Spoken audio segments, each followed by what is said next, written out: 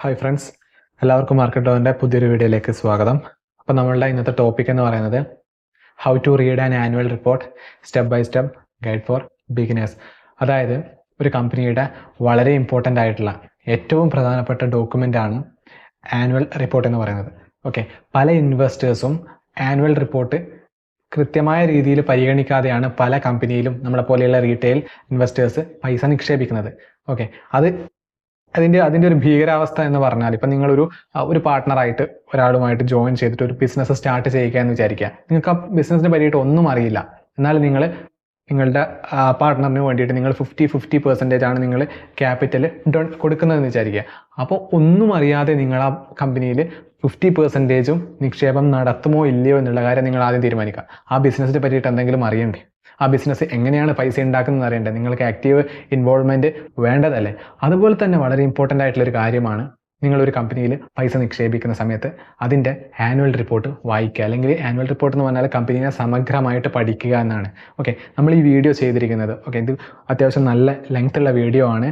So അതുകൊണ്ട് നമ്മൾ ഇതിനൊരു ഡെഡിക്കേറ്റ് ആയിട്ടുള്ള ഒരു പ്ലേലിസ്റ്റിലേക്ക് നമ്മൾ മാറ്റുകയാണ്. ടോട്ടൽ 10 വീഡിയോസാണ് നമ്മൾ ചെയ്യാൻ ഉദ്ദേശിക്കുന്നത്. ഓക്കെ, അപ്പോൾ നമുക്ക് ടോപ്പിക്കിലേക്ക് കടക്കാം. Learn to decode balance sheet, financials and company strategy like a professional. അതായത് ഒരു പ്രൊഫഷണൽ എങ്ങനെയാണ് ഈ കമ്പനീനെയൊക്കെ അനലൈസ് ചെയ്യുന്നത്, അല്ലെങ്കിൽ അവരുടെ ഫൈനാൻഷ്യൽ സ്റ്റേറ്റ്മെൻറ്റ്സ് എങ്ങനെയൊക്കെയാണ് നോക്കിക്കാണുന്നത്, അത് വളരെ കോമൺ ആയിട്ട് അല്ലെങ്കിൽ ഒരു കോമൺ പീപ്പിളിന് മനസ്സിലാവുന്ന രീതിയിൽ നമ്മൾ വളരെ എളുപ്പത്തിൽ മനസ്സിലാക്കി തരാൻ വേണ്ടിയിട്ട് ശ്രമിക്കുന്നുണ്ട്. ഓക്കെ, അപ്പം എന്തൊക്കെയാണ് പ്രധാനപ്പെട്ട സ്റ്റേറ്റ്മെൻറ്റ്സ് എന്ന് പറയുന്നത്? ഒന്ന്, ഡെഫിനറ്റ് ആയിട്ടും ബാലൻസ് ഷീറ്റ് വരും. ബാലൻസ് ഷീറ്റ് എന്ന് പറഞ്ഞാൽ ഒരു കമ്പനിയുടെ ഇപ്പോഴത്തെ അവസ്ഥ, സ്റ്റേറ്റ്മെൻറ്റ് ഓഫ് ഫൈനാൻഷ്യൽ പൊസിഷൻ എന്ന് നമുക്ക് വേണമെങ്കിൽ ബാലൻസ് ഷീറ്റിനെ പറയാൻ പറ്റും.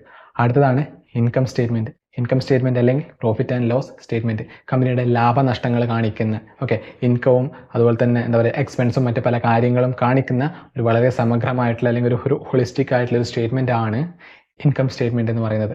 അതുപോലെ തന്നെ അടുത്ത വരുന്നതാണ് ക്യാഷ് ഫ്ലോ സ്റ്റേറ്റ്മെൻറ്റ്. അതായത് കമ്പനിക്ക് എത്ര പൈസ നിലവിൽ ഇപ്പോൾ കിട്ടുന്നുണ്ട്, എത്ര കമ്പനിയുടെ കയ്യിൽ നിന്ന് ഈ സ്പോട്ടിൽ പോകുന്നുണ്ട്, അല്ലേ? നിലവിൽ എത്ര കിട്ടാനുണ്ട് എന്നുള്ളതല്ല, അല്ലെങ്കിൽ എത്ര കൊടുക്കാനുണ്ട് എന്നുള്ളതല്ല, എത്ര കിട്ടിപ്പോയി എന്നുള്ള രീതിയിലാണ് ക്യാഷ് ഫ്ലോ സ്റ്റേറ്റ്മെൻറ്റ് പറഞ്ഞിരുന്നത്. ഇനി അടുത്തത് statement of changes in equity ഉണ്ട്. അത് അത്രത്തോളം പ്രാധാന്യമുള്ളതല്ല.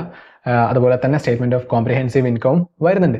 ഓക്കെ, ഇനി നമ്മളിവിടെ പറയുന്നത് എന്താണ്? One report can tell you if a company is worth your money or not.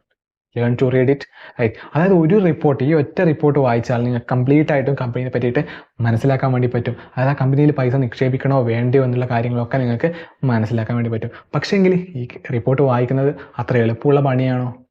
Almost ഒട്ടുമിക്ക എല്ലാ കമ്പനീസിനും ഒരുപാട് പേജസ് ആനുവൽ റിപ്പോർട്ട് അവർ എല്ലാ വർഷവും പബ്ലിഷ് ചെയ്യേണ്ടതായിട്ടുണ്ട്, അല്ലേ? അപ്പോൾ മിനിമം ഒരു 200 പേജസ് എങ്കിലും ഒരു ആനുവൽ റിപ്പോർട്ടിന് അധികവും ഓൺ ആൻ ആവറേജ് ഉണ്ട്.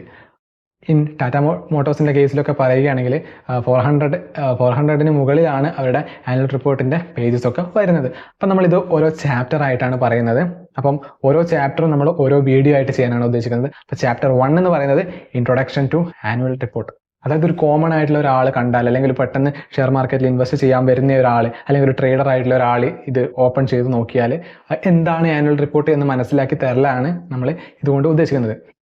അപ്പോൾ നമ്മൾ ഈ വീഡിയോയിൽ കംപ്ലീറ്റ് ആയിട്ട് പറയുന്ന കാര്യങ്ങൾ എന്ന് പറയുമ്പം, ഇങ്ങനെ ഒരു ആനുവൽ റിപ്പോർട്ട്, അതായത് ഒരു കമ്പനിയുടെ ആനുവൽ റിപ്പോർട്ട്, ഫോർ എക്സാമ്പിൾ ഞാനിപ്പം റിലയൻസ് എന്ന് പറയുന്ന കമ്പനിയുടെ ആനുവൽ റിപ്പോർട്ട് ഞാൻ കമൻറ്റ് സെക്ഷനിൽ പിൻ ചെയ്ത് വെക്കാം. അപ്പോൾ നമ്മൾ ഈ പഠിപ്പിക്കുന്ന കാര്യങ്ങൾ നമ്മൾ ഈ വീഡിയോ കണ്ടു കഴിഞ്ഞ് കഴിയുമ്പോൾ നിങ്ങൾ ആ ആനുവൽ റിപ്പോർട്ട് ക്ലിക്ക് ചെയ്ത് ഡൗൺലോഡ് ചെയ്തൊന്ന് വായിച്ച് നോക്കുക. അപ്പോൾ നമ്മൾ പറയുന്ന കാര്യങ്ങളുമായിട്ട് നിങ്ങൾ ആ ആനുവൽ റിപ്പോർട്ടിലെ PDF പോയിട്ട് സെർച്ച് ചെയ്ത് നോക്കുക. ഓരോ കോൺസെപ്റ്റും അല്ലെങ്കിൽ ഓരോ കാര്യങ്ങളും നമ്മൾ പറഞ്ഞിട്ടുണ്ടാവും.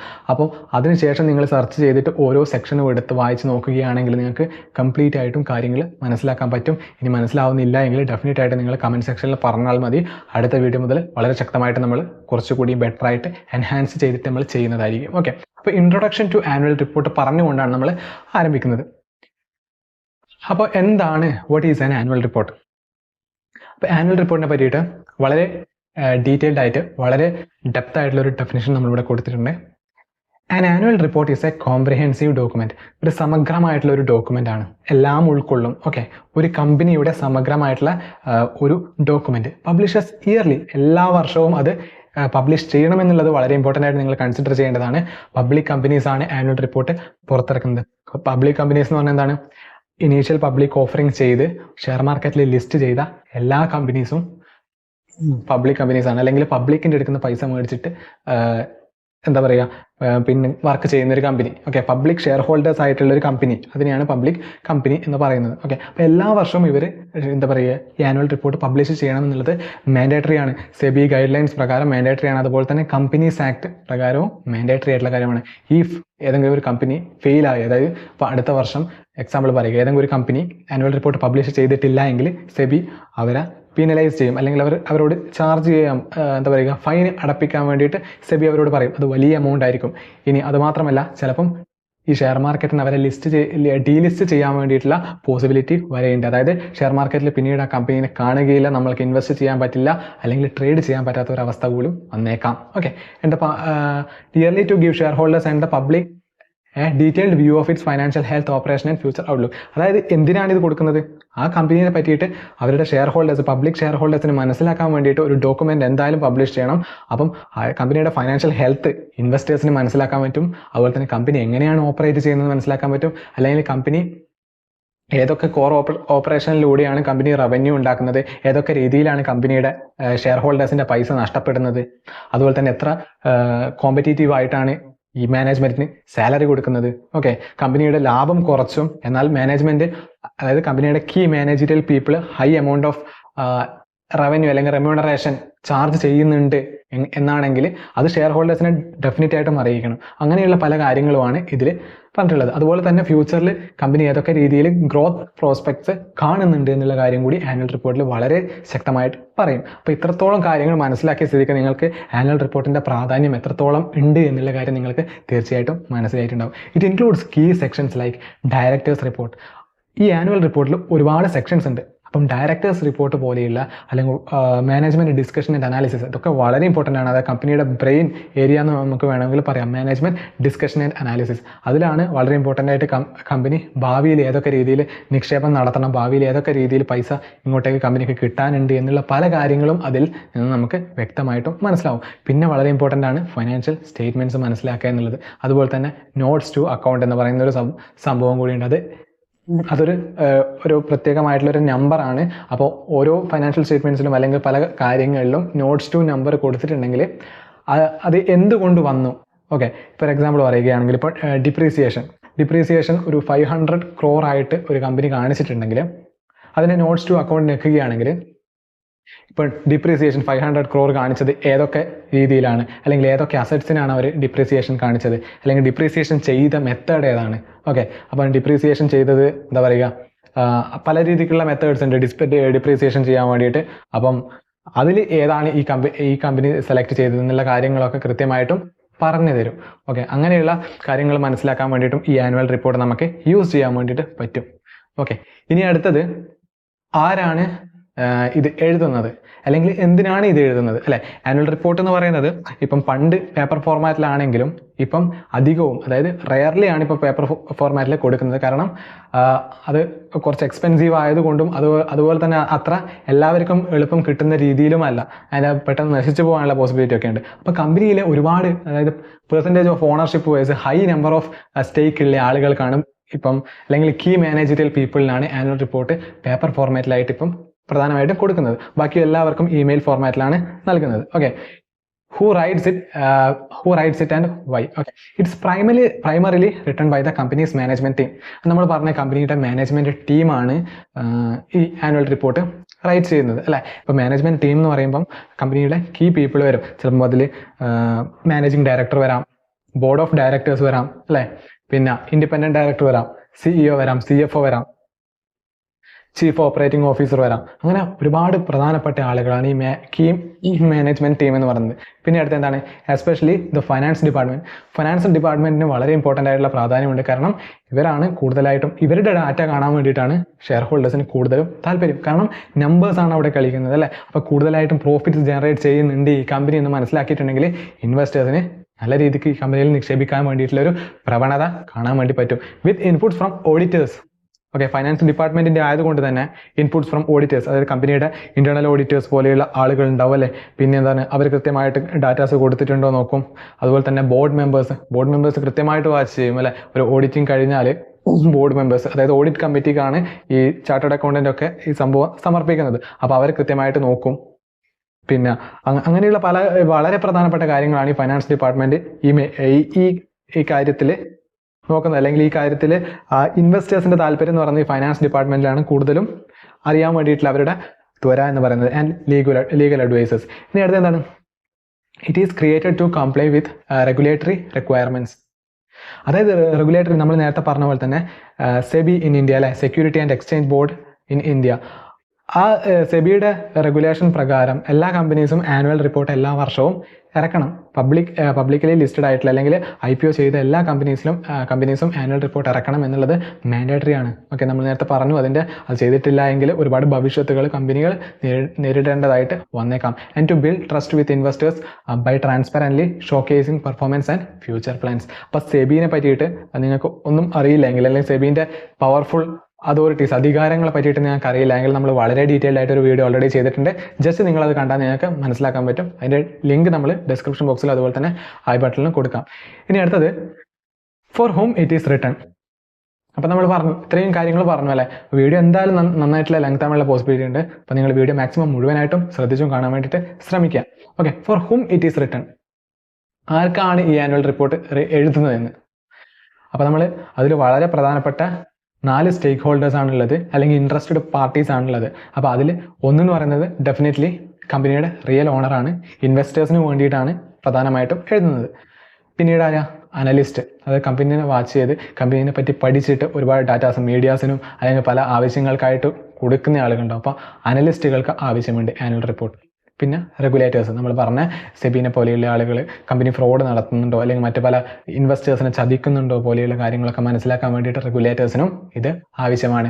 പിന്നെ ലെൻഡേഴ്സിന്, ഒബ്വിയസ്ലി കമ്പനിക്ക് പൈസ കൊടുക്കുന്ന ആളുകൾക്ക് തീർച്ചയായിട്ടും അറിയാൻ താല്പര്യമുണ്ടാകും. കാരണം തങ്ങൾ കൊടുത്ത പൈസ ആ കമ്പനിക്ക് തിരിച്ചു തരാനുള്ള പ്രാപ്തി ഉണ്ടോ ഇല്ലയോ എന്ന് അറിയേണ്ടത് ഒരു ലെൻഡറിൻ്റെ ബാധ്യതയാണ് അല്ലേ. അല്ലെങ്കിൽ ഒരു ലെൻഡറിന് എന്തായാലും അറിഞ്ഞാലേ കൊടുക്കാൻ പറ്റും, അല്ലെങ്കിൽ കമ്പനിക്ക് പൈസ കിട്ടില്ല അല്ലേ.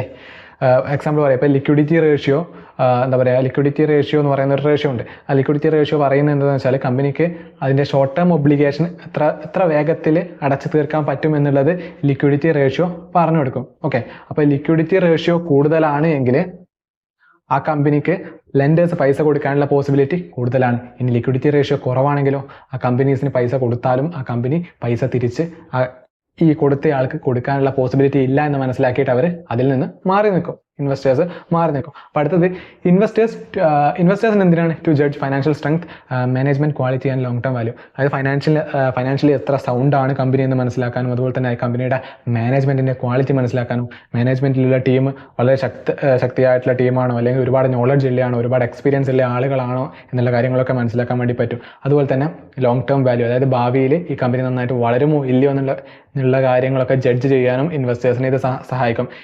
അനലിസ്റ്റിന് എന്താണ്? To extract ratios, trends and forecast for reports and models. അപ്പോൾ റേഷ്യോസ് എന്താണെന്ന് നിങ്ങൾക്ക് അറിയില്ലെങ്കിൽ ഫൈനാൻഷ്യൽ റേഷ്യോസിനെ പറ്റിയിട്ട് വളരെ ഡീറ്റെയിൽഡ് ആയിട്ട് ഇൻഡെപ്ത് ആയിട്ട് നമ്മളൊരു വീഡിയോ ഓൾറെഡി ചെയ്തിട്ടുണ്ട്. നിങ്ങളത് കണ്ടാൽ മാർക്കറ്റിൽ വളരെ ഇമ്പോർട്ടൻ്റ് ആയിട്ട്, ഷെയർ മാർക്കറ്റിൽ വളരെ ഇമ്പോർട്ടൻ്റ് ആയിട്ടുള്ള ടോപ്പ് 8 ഫൈനാൻഷ്യൽ റേഷ്യോസിനെ പറ്റിയുള്ള വീഡിയോ ആണ് നമ്മൾ ചെയ്തത്. ജസ്റ്റ് അത് നിങ്ങൾ കണ്ടുനോക്കാം. അപ്പോൾ റേഷ്യോസിനെ പറ്റി കംപ്ലീറ്റ് ആയിട്ട് മനസ്സിലാക്കാൻ വേണ്ടിയിട്ട് പറ്റുന്നതായിരിക്കും. പിന്നെ regulators like SEBI to ensure legal compliance and transparency, സുതാര്യത ഉറപ്പുവരുത്താനും അതുപോലെ തന്നെ നിയമപരമായിട്ടുള്ള കാര്യങ്ങളൊക്കെ ഫോളോ ചെയ്യുന്നുണ്ടോ, അല്ലെങ്കിൽ ഗവൺമെൻറ് റെഗുലേഷൻസ് ഒക്കെ പാലിച്ചിട്ടാണോ കമ്പനി നടന്നു പോകുന്നത് എന്നുള്ള കാര്യങ്ങളൊക്കെ സെബിക്ക് മനസ്സിലാക്കാൻ വേണ്ടിയിട്ടൊക്കെയാണ് ഈ സംഭവം റെഗുലേറ്റേഴ്സിനും കൊടുക്കണം എന്നുള്ളത് മാൻഡേറ്ററി ആയിട്ടുള്ളത്. ഇനി അടുത്തതാണ് ലെൻഡേഴ്സ്. നമ്മൾ നേരത്തെ പറഞ്ഞതേ സംബന്ധം to assess repayment ability and financial stability. ഇപ്പം നമ്മൾ നേരത്തെ പറഞ്ഞാൽ അത് ലിക്വിഡിറ്റി റേഷ്യോയിൽ മാത്രമല്ല, ഒരുപാട് റേഷ്യോസ് ഉണ്ട് അല്ലെ. ഡെപ്റ്റ് ടു ഇക്വിറ്റി റേഷ്യോ ഉണ്ട്, ഡെപ്റ്റ് ടു അസറ്റ് റേഷ്യോ ഉണ്ട്, അങ്ങനെ ഒരുപാട് റേഷ്യോസ് ഉണ്ട്. അപ്പം ഡെപ്റ്റ് ടു ഇക്വിറ്റി റേഷ്യോ ഒക്കെ ആണെങ്കിൽ ലോങ് ടേം ഒബ്ലിഗേഷൻ ആണ്. അതായത് കമ്പനിക്ക് ഒരു ബാങ്ക് ലോൺ കൊടുക്കണമെങ്കിൽ, അതായത് കമ്പനി ഒരു 2-3 വർഷം കഴിഞ്ഞിട്ട് പൈസ തിരിച്ച് കിട്ടാൻ പോസിബിലിറ്റി ഉണ്ടോ ഇല്ലയോ എന്നുള്ള കാര്യങ്ങളൊക്കെ ഈ ഡെപ്റ്റ് ടു ഇക്വിറ്റി റേഷ്യോ പറഞ്ഞു കൊടുക്കും അല്ലേ. അതൊക്കെ വളരെ ഡീറ്റെയിൽഡ് ആയിട്ട് നമ്മൾ മറ്റേ വീഡിയോയിൽ സംസാരിച്ചിട്ട് നിങ്ങളത് കണ്ടാൽ മനസ്സിലാക്കാൻ വേണ്ടി പറ്റും. ഇനി അടുത്തത് legal requirement, companies act, SEBI guidelines. അതായത് companies act, as per companies act 2013 ഇറക്കിയ കമ്പനീസ് ആക്ട് കൃത്യമായിട്ട് പറയുന്നുണ്ട്, എല്ലാ ലിസ്റ്റഡ് ആയിട്ടുള്ള every listed and prescribed unlisted company must publish an annual report. അതായത് ലിസ്റ്റഡ് ആയിട്ടുള്ള കമ്പനികൾ മാത്രമല്ല, ആൻഡ് പ്രിസ്ക്രൈബ്ഡ് അൺലിസ്റ്റഡ് കമ്പനി, അതായത് പ്രത്യേകമായിട്ട് പറഞ്ഞ അൺലിസ്റ്റഡ്, അതായത് ലിസ്റ്റ് ചെയ്യാത്ത കമ്പനികൾ പോലും ആനുവൽ റിപ്പോർട്ട് പബ്ലിഷ് ചെയ്യണം. നേരത്തെ നമ്മൾ ചെറിയൊരു തെറ്റ് പറഞ്ഞു അല്ലേ, അപ്പോൾ ലിസ്റ്റ് ചെയ്ത കമ്പനി മാത്രമേ ആനുവൽ റിപ്പോർട്ട് പബ്ലിഷ് ചെയ്യാവൂ എന്ന്. അവിടെ ചെറിയൊരു കറക്ഷൻ ഉണ്ട്, ജസ്റ്റ് നിങ്ങളതൊന്ന് വായിക്കുക. ഓക്കെ, ഇതിൽ പ്രധാനപ്പെട്ട പല കാര്യങ്ങൾ നമ്മൾ പറയും. അതൊക്കെ നിങ്ങൾ നോട്ട് ഡൗൺ ചെയ്ത് വെക്കാൻ പറ്റുമെങ്കിൽ തീർച്ചയായിട്ടും ചെയ്യുക. അത് നിങ്ങളെ നല്ല രീതിക്ക് നിങ്ങൾക്ക് കൂടുതൽ അറിവ് കിട്ടുന്നതായിരിക്കും. അതായത് എന്തെങ്കിലും ഒരു തെറ്റ് സംഭവിച്ചിട്ടുണ്ട്, അല്ലെങ്കിൽ നിങ്ങൾക്ക് എന്തെങ്കിലും ഒരു കമ്പനിയിൽ ഇൻവെസ്റ്റ് ചെയ്യുന്ന സമയത്ത് നിങ്ങൾക്ക് എന്തെങ്കിലും അറിയണമെന്നുണ്ടെങ്കിൽ നിങ്ങൾ ആ എഴുതി വെച്ച സംഭവം ജസ്റ്റ് ഒന്ന് നോക്കിയാൽ, പിന്നെ നമ്മൾ ഈ പറഞ്ഞ കാര്യങ്ങൾ കേട്ടിട്ടുണ്ടെങ്കിൽ നിങ്ങൾക്ക് പെട്ടെന്നൊന്നും മറന്നു പോകാതെ തന്നെ കാര്യങ്ങൾ അപഗ്രഥിച്ചുകൊണ്ട് നിങ്ങളുടെ കമ്പനിയിലേക്ക് നിക്ഷേപിക്കാൻ വേണ്ടിയിട്ട് പറ്റുന്നതായിരിക്കും. SEBI mandates detailed disclosure like related party transactions, corporate governance and management discussion and analysis, listed firms അല്ലേ. ഇനി അടുത്തത്, these rules ensure accountability, transparency and investor protection in capital markets. Okay, അപ്പോൾ സെബിയുടെ ഒരു പിക്ചറാണ് നമ്മളവിടെ കൊടുത്തിട്ടുള്ളത്. ഓക്കെ, ഇനി നമ്മൾ physical versus digital format, where to find it, BSE or NSE company website. അതായത് ആനുവൽ റിപ്പോർട്ട് എങ്ങനെയാണ് എടുക്കേണ്ടത് എന്നുള്ളതാണ് നമ്മൾ പറയാൻ പോകുന്നത്. നമ്മൾ നേരത്തെ പറഞ്ഞ പോലെ തന്നെ ഫിസിക്കൽ കോപ്പീസും ഉണ്ട്, ഡിജിറ്റൽ വേർഷനും ഉണ്ട്. ഒരുപാട് ആളുകൾ യൂസ് ചെയ്യുന്നത് ഡിജിറ്റൽ വേർഷൻ തന്നെയാണ്. ഓക്കെ, വളരെ സിമ്പിളായിട്ട് നിങ്ങൾക്ക് എടുക്കാൻ പറ്റും. അതായത് ഗൂഗിളിൽ പോയിട്ട് ഏത് കമ്പനീൻ്റെ ആണോ ആനുവൽ റിപ്പോർട്ട് വേണ്ടത് അത് ജസ്റ്റ് നിങ്ങൾ അടിച്ചു കൊടുത്താൽ ആ കമ്പനിയുടെ വെബ്സൈറ്റ് തന്നെ ടോപ്പിൽ വരികയും അതിൽ പോയി ഇൻവെസ്റ്റർ സെക്ഷൻ എടുത്തുകൊണ്ട് നിങ്ങൾക്ക് നിങ്ങളുടെ ആനുവൽ റിപ്പോർട്ട് ഡൗൺലോഡ് ചെയ്യാൻ വേണ്ടി പറ്റുന്നതാണ്. ഇനി അത് പറ്റില്ല എങ്കിൽ നിങ്ങൾക്ക് NSEയുടെ വെബ്സൈറ്റിൽ പോകാം, PSEയുടെ വെബ്സൈറ്റിൽ പോകാം. ഇനി അതുമല്ലെങ്കിൽ മണി കൺട്രോൾ അല്ലെങ്കിൽ സ്ക്രീനർ പോലെയുള്ള എക്സ്റ്റേണൽ പാർട്ടി അല്ലെങ്കിൽ തേർഡ് പാർട്ടി വെബ്സൈറ്റിൽ പോയിട്ടും നിങ്ങൾക്ക് ഒറിജിനൽ കമ്പനിയുടെ ആനുവൽ റിപ്പോർട്ട് എടുക്കാൻ വേണ്ടി പറ്റും. ബട്ട് ഏറ്റവും നല്ലതെന്ന് പറയുന്നത് കമ്പനിയുടെ വെബ്സൈറ്റ് പോയിട്ട് അവരുടെ ഇൻവെസ്റ്റർ സെക്ഷനിൽ നിന്ന് എടുക്കുന്നത് തന്നെയായിരിക്കും വളരെ ആക്യുറേറ്റ് ആയിട്ടുണ്ടാവുക. Okay, physical copies are rarely printed now, mostly for internal use of major shareholders on request. അത് നമ്മൾ പറഞ്ഞ പോലെ തന്നെ കമ്പനീൻ്റെ ഉള്ളിൽ വളരെ പ്രധാനപ്പെട്ട ആളുകളുണ്ടാവും. നേരത്തെ പറഞ്ഞ ഇപ്പം board of directors, independent auditor, independent എന്താ പറയുക, ഇൻഡിപെൻഡൻ്റ് ആയിട്ടുള്ള പിന്നെ ഡയറക്ടർ ഉണ്ടാവും. അങ്ങനെ പല ആളുകളും ഉണ്ടാവും. അതുപോലെ തന്നെ ഇപ്പം CEO വേണമെങ്കിൽ ചോദിക്കാം, അല്ലെങ്കിൽ CFO പോലെയുള്ള ആളുകൾ, മാനേജിങ് ഡയറക്ടർ ഉണ്ടാവും, ചെയർമാൻ ഉണ്ടാവും. അപ്പോൾ അവർക്കൊക്കെ ഫിസിക്കൽ കോപ്പീസ് റിക്വസ്റ്റ് കൊടുത്താൽ തീർച്ചയായിട്ടും അവർക്ക് കിട്ടും. അല്ലാതെ കമ്പനി പൊതുവെ എങ്ങനെ എന്താ പറയുക ഫിസിക്കൽ കോപ്പീസ് കൊടുക്കുന്നത് കണ്ടുവരുന്നില്ല. ഇനി അടുത്തത്, digital version are freely available on BSE or NSE website under company filings and on the investor relation section of the company's own website. നമ്മൾ പറഞ്ഞതില്ലേ ഇൻവെസ്റ്റർ റിലേഷൻ സെക്ഷൻ, അതായത് ഏത് കമ്പനിയുടെ വെബ്സൈറ്റ് പോയിട്ടും ഇൻവെസ്റ്റർ റിലേഷൻ സെക്ഷൻ എടുത്താൽ നിങ്ങൾക്ക് കൃത്യമായിട്ടും അത് കാണാൻ വേണ്ടി പറ്റും. Smart investors download PDF from official sources to avoid outdated. Okay, നമ്മളിപ്പോൾ ചാപ്റ്റർ 2 ആണ് ഇനി അടുത്തത് പറയേണ്ടത്. പക്ഷേങ്കിൽ അടുത്ത ചാപ്റ്റർ 2 പറഞ്ഞിട്ടുണ്ടെങ്കിൽ വീഡിയോ നന്നായിട്ട് ലെങ്ത് ആവാനുള്ള പോസിബിലിറ്റി ഉണ്ട്. ചാപ്റ്റർ 2 പറയുന്നത് സ്ട്രക്ചർ ഓഫ് ആൻ ആനുവൽ റിപ്പോർട്ടാണ്. സോ നമ്മളതിപ്പം പറയുന്നില്ല, അത് നമ്മൾ അടുത്ത വീഡിയോയിൽ ചെയ്യുന്നതായിരിക്കും. ഓക്കെ, നിങ്ങൾക്ക് വീഡിയോ ഇഷ്ടമായിട്ടുണ്ടെങ്കിൽ തീർച്ചയായിട്ടും ലൈക്ക് ചെയ്യണം. അതുപോലെ തന്നെ ആനുവൽ റിപ്പോർട്ടും മറ്റ് പല കാര്യങ്ങളും അറിയാൻ താല്പര്യമുള്ള അല്ലെങ്കിൽ ഷെയർ മാർക്കറ്റിൽ ഇൻവെസ്റ്റ് ചെയ്യുന്ന ഫ്രണ്ടോ റിലേറ്റീവ്സോ നിങ്ങൾക്ക് ഉണ്ടെങ്കിൽ തീർച്ചയായിട്ടും ഈ വീഡിയോ അവർക്ക് അയച്ചു കൊടുക്കുക. വീഡിയോ ഇഷ്ടമായിട്ടുണ്ടെങ്കിൽ തീർച്ചയായിട്ടും ലൈക്ക് ചെയ്യുക, ഷെയർ ചെയ്യുക, സബ്സ്ക്രൈബ് ചെയ്യുക. അതുപോലെ തന്നെ എന്ത് തന്നെ പറയുകയാണെങ്കിലും നിങ്ങൾക്ക് കമൻറ്റ് സെക്ഷനിൽ അറിയിക്കാവുന്നതാണ്. ഓക്കെ, അപ്പോൾ അടുത്ത വീഡിയോയിൽ കാണുന്നതുവരെ നന്ദി, നമസ്കാരം.